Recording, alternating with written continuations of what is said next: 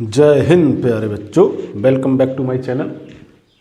चलिए देखते हैं हम आप लोगों को लाई हैं। भूगोल की 2 क्लास हो चुकी हैं। तीसरी क्लास जो दीर्घ उत्तरीय मोस्ट इंपॉर्टेंट क्वेश्चन रह गए थे उनको लेकर आए हैं। 15 से 20 क्वेश्चन है और इस क्लास से आपके 15 से 20 क्वेश्चन में 2 क्वेश्चन 101% फंस जाएंगे।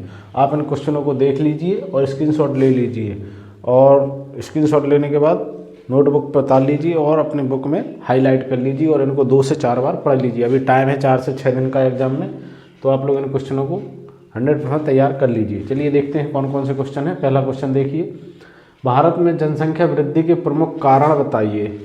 जैसा कि हम पहले आप लोगों को क्लास में बता चुके हैं, वृद्धि के कारण उत्पन्न समस्याएं, जनसंख्या वृद्धि पर नियंत्रण के उपाय। मतलब लॉन्ग आंसर है 200 वर्ड, 150 से 100 से 150 वर्ड के अंतर्गत लिखना है इसको आपको, और एनसीईआरटी बुक के आधार पे ही याद करना है। 2020 में भी आया, 22 में आया। और अगला क्वेश्चन देखिए, भारतीय कृषि की प्रमुख समस्याओं पर प्रकाश डालिए।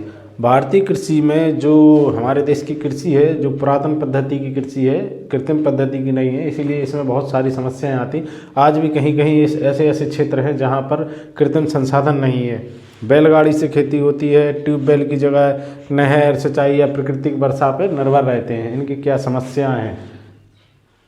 अगला क्वेश्चन देखिए, भारत में नगरों के विकास क्रम को सविस्तार समझाइए। मतलब नगरीकरण किस हिसाब से बढ़ता चला जा रहा है, यह अभिशाप भी बन रहा है। चौथा, जल संभर प्रबंधन। जल संभर प्रबंधन से आप क्या समझते हैं? जल संभर विकास से लाभ तथा अपेक्षित परिणाम। इसको 150 वर्डों में ही आपको ये क्वेश्चन काफ़ी इंपॉर्टेंट क्वेश्चन है। इससे लघु और अति लघु दोनों तैयार होंगे। आप लॉन्ग आंसर को तैयार कर लीजिए।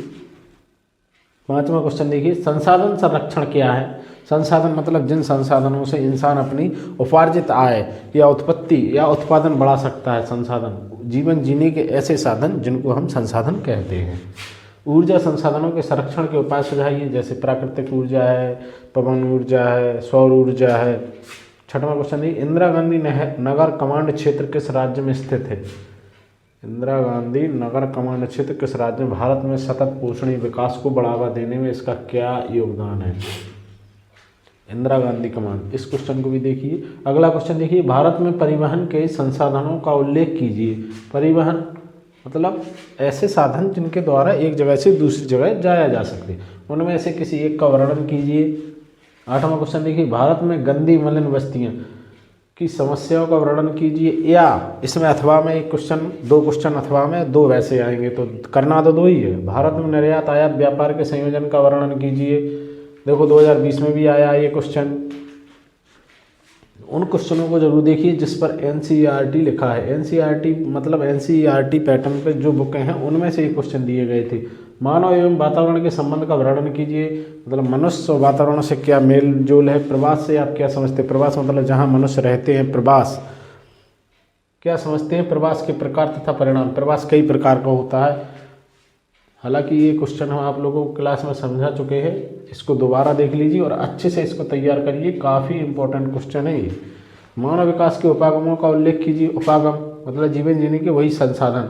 अगला क्वेश्चन देखिए, रोपण कृषि की किन्हीं 4 विशेषताओं का वर्णन। रोपण कृषि किन्हें कहते हैं?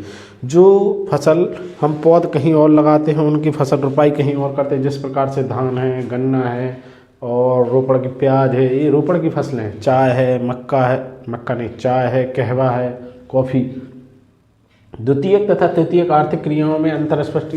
हम 1-2 दिन पहले आपको ये क्वेश्चन बता चुके हैं। द्वितीयक तथा तृतीयक आर्थिक क्रियाएं, पहली क्रिया, द्वितीयक, तृतीयक और चतुर्थक क्रियाओं की संकल्पना की भी विवेचना करना। मतलब पहली, दूसरी, तीसरी, चौथी चारों क्रियाओं के बारे में आपको डिटेल से पढ़ना है। उससे आपके लॉन्ग, अति लघु और लघु तीनों क्वेश्चन तैयार हो जाएंगे।